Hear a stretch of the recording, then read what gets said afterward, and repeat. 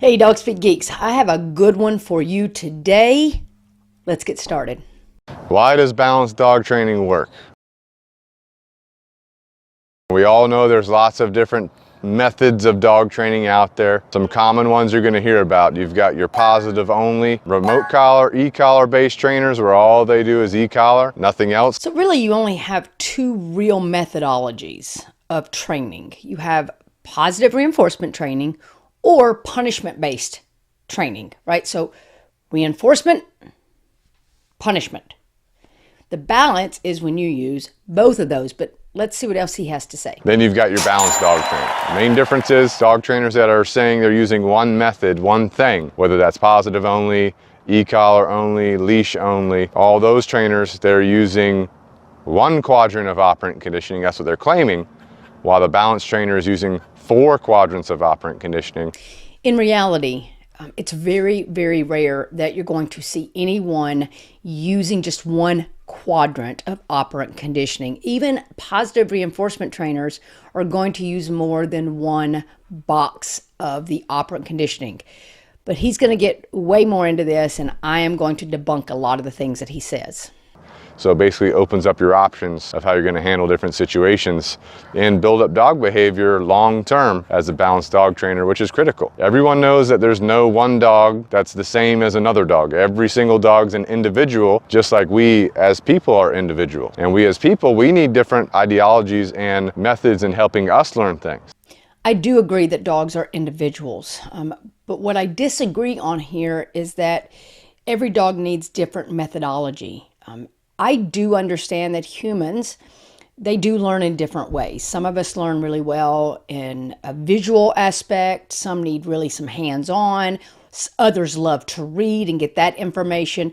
It is very true in the human world. In the dog world, it's a little more simplified than that. So we're getting more of what works and what doesn't work.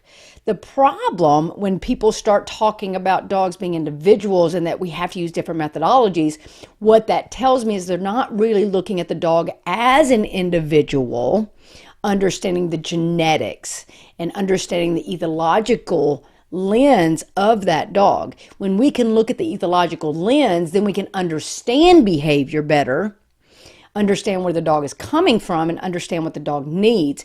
But it doesn't necessarily mean that we need to change our methodology. This is a big issue that I hear a lot of the aversive trainers say, and a lot of people believe, is that you have a hard dog, right? A Rottweiler. You must use aversive techniques. And I'm going to tell you on my 4th Rottweiler, that is not the case. So real quickly to go through the operant conditioning quadrants with you, you've got positive reinforcement, negative reinforcement, positive punishment, negative punishment. Positive means you're adding something. It's not an emotional term in operant conditioning. Negative means you're removing something. It's not an emotional term in operant conditioning. Then you got reinforcement, which means behaviors are more likely to occur.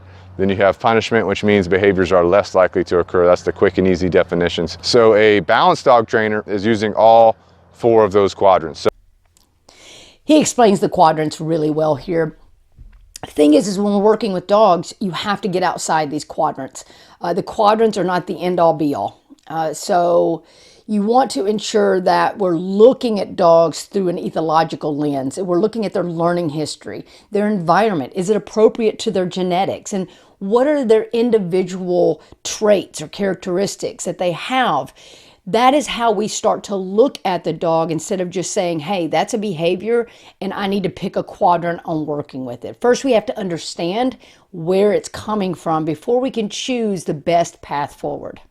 So let's say the positive only trainer, they say, I'm positive only. Our assumption is that they mean positive reinforcement. That's the only thing they're doing. Because usually the positive only trainer is saying they don't do any type of correction to the dog or accountability to the dog. Corrections and accountability fall under positive punishment. So we assume that they mean positive reinforcement when they say positive only. This is a common thing that we hear from balanced and aversive trainers, that we just don't hold dogs accountable and we do zero correction. And that's straight up bullshit.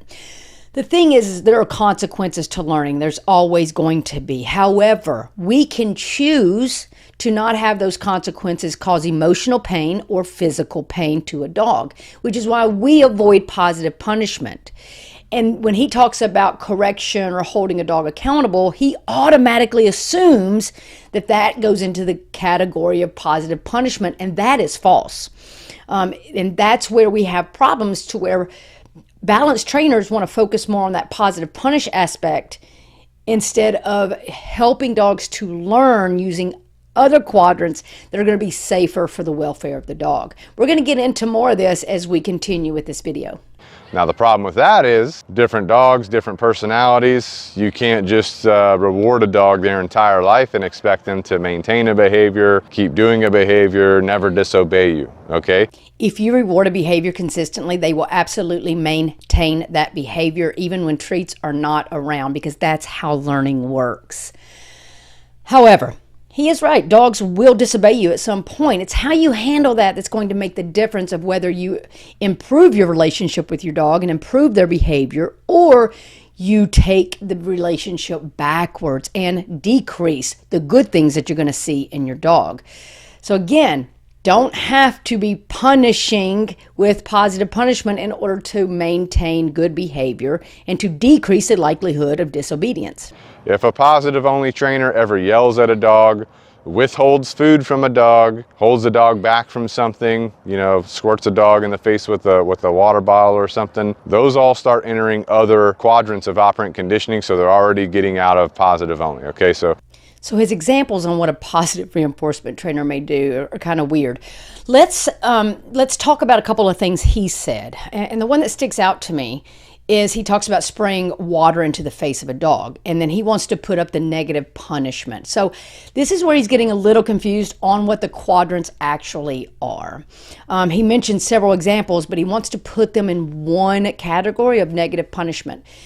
And so when you're doing something like spraying a dog with water in the face, that is positive punishment. That's adding something to stop a behavior. Okay, your dog's jumping on you, you spray them with a water bottle to stop the jumping. That is called positive punishment.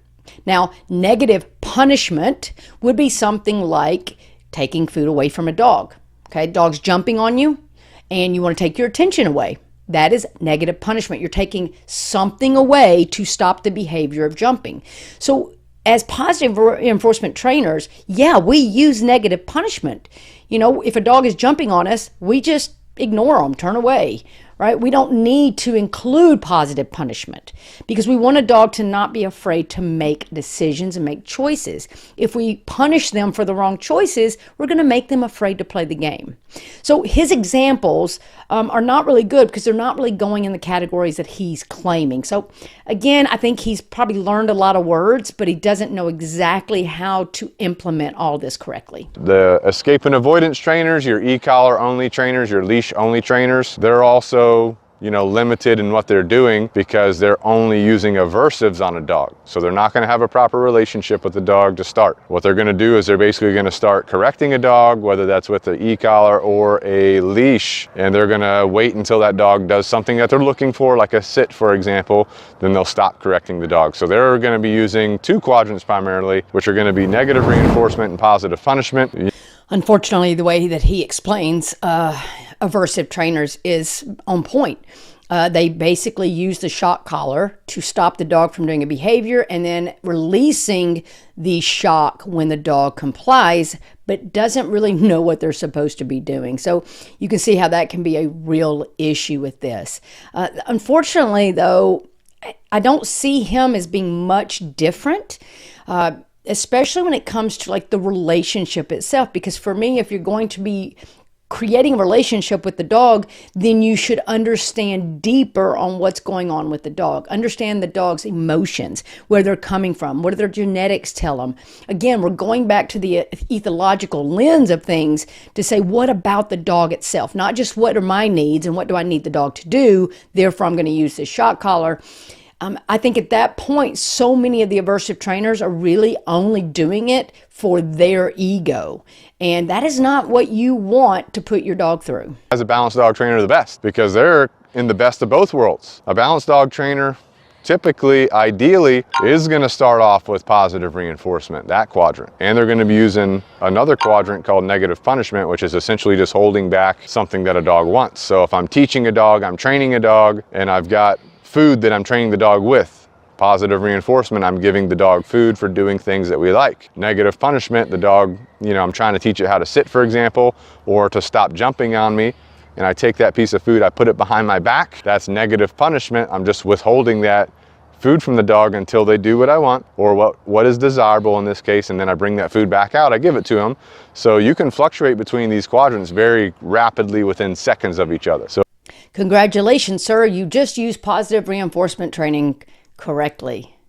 Still not sure why that makes balanced dog training the best, so let's keep going. Trainer, they've got basically unlimited resources or unlimited critical development to help that dog achieve what it needs to achieve, which is what you need, because you've got insecure dogs, you've got anxious dogs, you've got dominant dogs, you've got everything in between, and each one of those personality trait types are going to need little adjustments in overall development as time goes on. So the thing about balanced training is saying that you have all these quadrants that you can use. Like, we don't have that opportunity. We choose to not use all the quadrants because we don't want to cause harm or physical pain to dogs. We prefer to understand where the dog is coming from. So that's talking about that motivation. When you're talking about fearful dogs, anxiety-ridden dogs, those dogs are the last dogs that need any type of balanced training. They need to feel secure. They need to feel safe. They need to learn hazard avoidance, but not by your hand. All right, so this is where I run into issues here. And when you talk about dominant dogs, that's not a thing. That's not a real thing. Are there dominant-based behavior? Absolutely. But typically the motivator behind that is not about the dog wanting to be an alpha. That is old school myth, debunked bullshit. So let's stop using that argument. Still not convinced, so let's keep going. Also, a real balanced trainer that's really good at balanced dog training, they're going to be able to fluctuate between those operants. They're going to be able to think outside the box. The best way to think outside the box is looking at dogs through an ethological lens, understanding their learning history, the environment they're in, their genetics, and their self.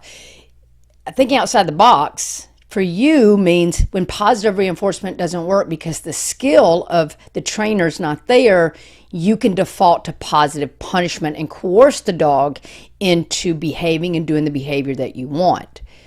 So I'm not sure this is a good argument for you.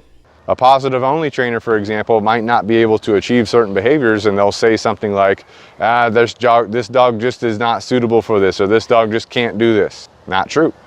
There are times that I have said a dog cannot do this or should not do this, and I'm not saying that because I am limited in my ability to teach the behavior. I say it because genetically or personally, that dog is not set up to do the behavior. So it's like if I have a client who just absolutely wants their dog to walk through the farmer's market every Saturday without pulling or lunging or barking or doing those things, but yet they have a herding dog, I am not going to force that herding dog into that situation because that is not good for the welfare of the dog. When we look at a herding dog genetically, that is way too much chaos, way too much for them to handle, and being on a leash, they can't handle that. So if I force them to do that, then yeah, I am not creating a very safe dog, and I'm not teaching that dog that they can trust me to protect them. So a lot of times when we say a dog can't do it, it's not because we can't teach it, it's because we refuse to force the dog to do something that they're not comfortable with. Because a balance trainer could take that same dog, and because they don't have any restrictions on how they operate or restrictions in their methodology, they can think outside the box, and they're like, okay, let me try this with the dog, see if the dog likes this. Let me try this with the dog, see if the dog's able to work with this. Once they find what works for that dog, they can then achieve that dog and owner goal with the dog through the full spectrum of learning theory and conditioning that's available in a balanced dog trainer. And this thought process takes away any type of agency from the dog. This is saying, hey, I don't care what the dog wants. If that's what the owner wants, and that's what I'm going to make happen. And in those times, yeah, you're going to be having to use positive punishment because the dog is trying to avoid the scary thing. And in turn, we're going to create again that learned helplessness where the dog's going to look like he walks through the farmer's market great, but in reality, he's just shut down. And ideally, as we're training a dog, we start off, we're building up behaviors foundationally, lots of rewardings going on, lots of good training, lots of engagement. As time goes on, we increase our criteria for that behavior for that dog to achieve what it desires. Let's just say it's a food reward, for example. So we're increasing our criteria as time goes on. Now, once we know that the dog has mastered certain skill sets or behaviors, at that point we can start to implement accountability for disobedience. Just like, you as a human, you can't go to a grocery store and just start taking money out the cash register. That's stealing. You're going to go to jail for that. Same thing in the dog world. Obviously, dogs can't reason like people, so we can't do these types of similar things. We have to communicate to them in their own language in a way they understand. That's where our accountability comes in. I really hate this example as why we should be using a choke chain on a dog. If I have someone going into a store and is stealing money out of the cash register, are there consequences to that? Absolutely, there are consequences to that.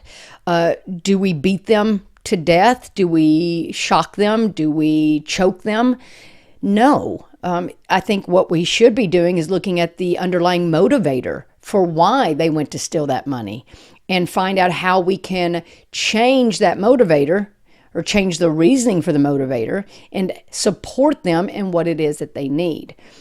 To say that a dog being disobedient should immediately be punished using a choke chain is not balanced to me. So we teach them accountability with a leash correction, which is going to, instinctually simulate like a dog correcting another dog, but it's a human correcting a dog through a medium that both understand, which is that leash and collar.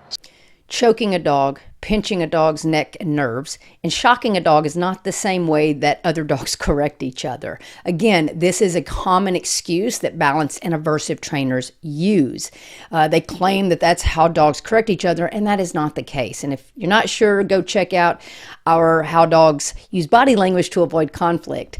The other is trying to say that it's something that the dogs understand. It's the leash and the collar, and they understand that. And in actuality, dogs don't understand collars and leashes. That is not something that is in their genetics. It is what we make of them. And if you make a collar and a leash a negative, you're going to make it very difficult for that dog to have any type of good life where they're going to need that collar and that leash. So I'm still not convinced.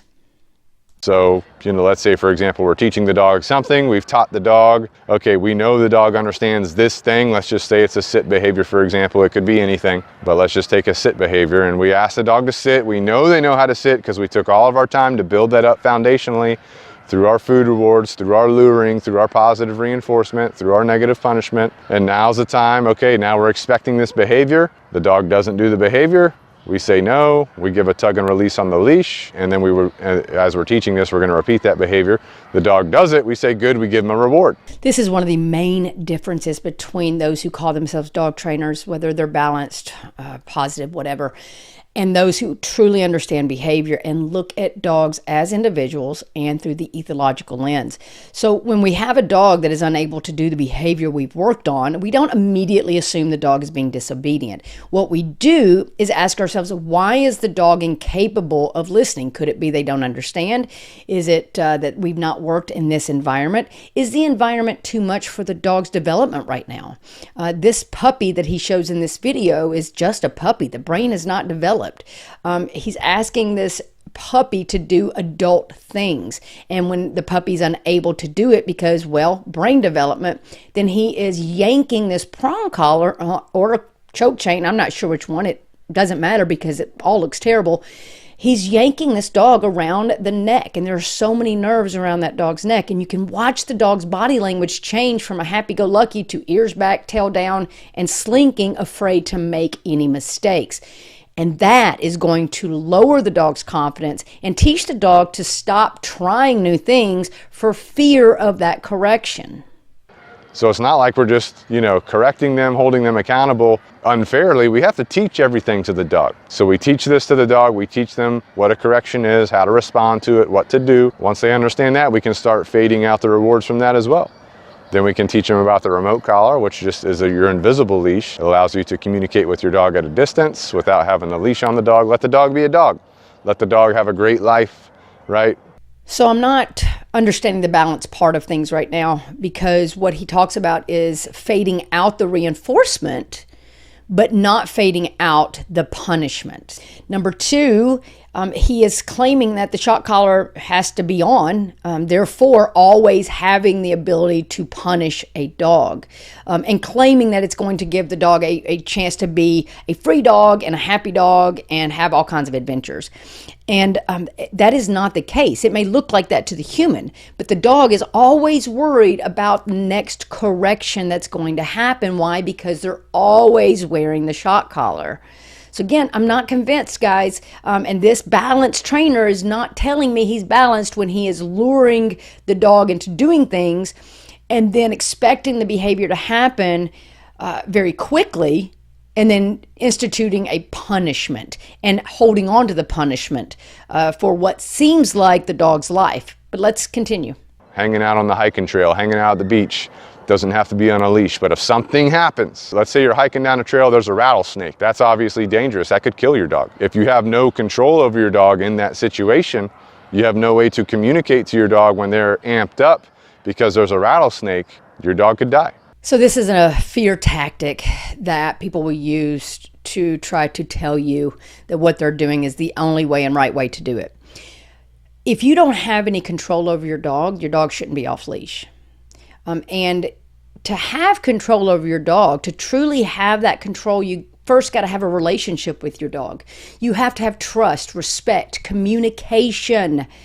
And here's the thing, is verbally you can get that. Right? As a positive reinforcement trainer, I teach verbals, I teach words, I talk to my dog, I communicate to them when I need something. Therefore, I don't need to shock my dog to get them away from something that's scary or dangerous. Why? Because I've created the relationship and I've set the foundation, and I am going to ensure that I am there to support my dog no matter what that looks like. We don't want that, right? So the remote collar helps us in that situation, because if we tell our dog to come and we've taught them how to come on command, we've taught them what to do, we've taught them what happens if they don't do that. So now we're in that what I call oh shit scenario, that emergency scenario. We got the rattlesnake on the trail, our dog's approaching it.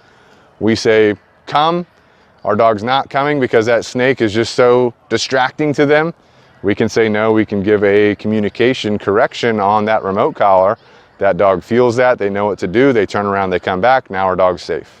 The true oh shit phase is realizing that you have no relationship with your dog. Again, if you have a relationship with your dog, you will be able to verbally communicate to your dog. And if there's an emergency, we always have our emergency cue to get the dog back to us. But lastly, it is our responsibility to ensure our dog's safety. So if we know there's a chance for a rattlesnake to be on a trail, and we don't know that we can keep our dog close or redirect our dog, then they shouldn't be off leash. That's where we can use a leash to manage that situation. So going straight to punishing using a shock collar because you have no relationship or you don't have the responsibility, and what I mean is the response from the dog, they don't have that capability, then you really need to be working more on your relationship and not so much on fear tactics and punishment. Same thing with, this happens in neighborhoods, unfortunately. People, they open their front door, dog rushes out the door, running down to the street, cars coming, boom, right? Nobody wants to be in that situation. So this again is where our remote collar comes into play. And because we've used all of our abilities in learning theory, operant conditioning, classical conditioning, all this stuff, we have no restrictions on how we train. We're not stuck in positive only. We're not stuck in e-collar only. We're not stuck in leash only, all right? In this situation, our dog starts moving to the street. We say come. They don't come because maybe they were chasing a squirrel across the street. We say no. We give a correction communication on our remote collar. Dog turns around. They're back to us. They're safe. Nothing happened. We're good to go. There's so much to unpack in that clip. Number one, this is going to mean that the dog has to wear the shock collar all the time. Number two, it means that you got to have the remote control ready and basically on your person at all times in order to shock that dog to prevent them from running across the road. Again, not realistic training, guys. If we build a relationship, if we teach good door control, if we teach impulse control, we teach our emergency recall, there are many ways that we can set a dog up for success. Do dogs bolt outdoors? Absolutely. This is why we like to teach door control. And door control is about teaching the dog to make the good choice at the door and not going through without permission. He also talks about how he has so many more options to train a dog, but he talks about classical conditioning and desensitization and, leash here and negative punishment here. He's throwing around a lot of words. And the reality is we have to get away from all these training words and this little box that trainers like to be in called operant conditioning. We have to start looking at our dogs as individuals and looking at the relationship as what it is. It's a relationship. It's a 51-49 relationship where you both are going to give each other things, but you have to be the ultimate one making the decisions. Why? Because you know more and you have thumbs. So I think it's important that we really focus more on the relationship building and teaching our dogs what those expectations look like than being dependent on a remote control that shocks a dog to prevent them from getting hit by a car, because the scare tactics are always my favorite. Yeah. Balanced dog training really gives you the full spectrum of life with your dog, but it does take time. It does take time to build everything up with balanced dog training the right way. You're going to be able to communicate with your dog. Yes, you're going to hold your dog accountable. Yes, you're going to reward your dog. You're going to do all that. So don't restrict yourself with a certain ideology of dog training. You want to make sure that when you're training your dog, when you're working with your dog, you have no restrictions, no limitations on what you're able to do. You want to be able to think outside the box, critically think, and do what works best for your dog. Any relationship building with a dog is going to take time. The dog has to develop. If you have a puppy, their brain is going to develop over the next 12 to 24 months, depending on what size they're going to be. And so that full training can't really happen until adulthood. And really, there should be no type of physical or emotional punishment, pain, discomfort for dogs that are in development. But also, I love how he talks about how you're restricting yourself and you've got to have critical thinking skills and think outside the box, but yet his idea of critical thinking skills and thinking outside the box is using positive punishment by putting a shock collar on, using a prong collar. To me, that doesn't sound like thinking outside the box. That doesn't sound like we're taking the dog in as an individual, looking at the genetics, learning the learning history. We're not doing any of that. We're just throwing a shock collar on the dog and punishing the dog for being disobedient and not taking anything else in consideration. I'm just not convinced that balanced dog training is the best. If you want to learn what it's truly like to have a dog that you can take places, that you can trust, that you can have off leash, that you can truly have everything you've wanted, then reach out to a positive reinforcement trainer. Reach out to us. We'll be happy to help you. But I can tell you that balanced dog training, in the world that people are thinking of balanced dog training, I will tell you they lean a lot more to the positive punishment side of things. And the reason a lot of times they call themselves that is so that people understand that they do use treats, but yet they're focused more on the punishment aspect. Positive reinforcement trainers are going to look at a dog, look at everything in a positive way and setting our dogs up for success and try to avoid those times that our dogs may need a correction or an interruption. When we correct dogs, we think of it more as an interruption with a redirection. We're giving communication. We're not just saying this is bad, but we're saying, you know what, that's not really going to work. Let's do this instead. And we're not going to be using anything that's going to create lower confidence in a dog, learn helplessness in a dog. We don't want to see dogs that don't want to work with us. We want dogs to be happy, to be engaged, and to have that relationship. That relationship is everything. And this is why just sending your dog off to a board and train is not going to give you the dog that you want. You need to be a part of this. You need to grow with your dog, work with your dog, learn your dog, and let your dog learn you. Take it from me. I did use positive punishment my first year of training, and I am on year 30. So 29 years I've used positive reinforcement training. And I can tell you that all of my dogs and the dogs that I've worked with, if the owner wants it, we have them off leash, no shock collar, no prong collar, no forcing of behavior. We focus on relationship building, understanding the dog as an individual, meeting those genetic needs through enrichment, through adventures, and we really create verbal communication to where we can have control of our dog without intimidation. Highly recommend you check out our podcast, Dog Speak Redefining Dog Training, anywhere you stream. Also, check out our online content. We have all kinds of wonderful on-demand seminars, webinars. We have some things coming up. If you're local, we have some local things happening. So be sure that you're following us on our social media channels. Sign up for our newsletter so you don't miss out. And be sure you subscribe on our YouTube so that you don't miss out on videos like this.